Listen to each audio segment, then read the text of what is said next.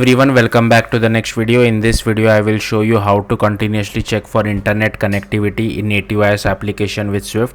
So here, as you can see, I have my app running. Now make sure you run it on real Android device. If you run it on iOS simulator, you might get some weird results or wrong results, so make sure you test it on a real Android device. So here I have one label and I have connected to my Wi-Fi. That's why it is saying we are connected. Now I will just disable it, and here you can see no connection. I'll connect it again, and here you can see it is saying we are connected. So let's see how to do this. So firstly, I have created a native iOS application.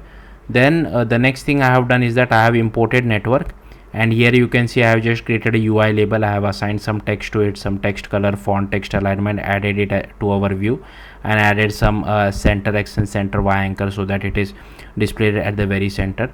And the thing which we have to do is we have to initialize this NW path monitor, and here it will start monitoring. So if the path dot status is equal to satisfied, that means we are connected, and on the main thread I am updating our labels text.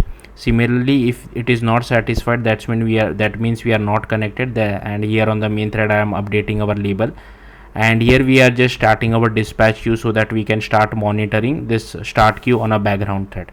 So yeah, that's it. Thank you for watching. Bye.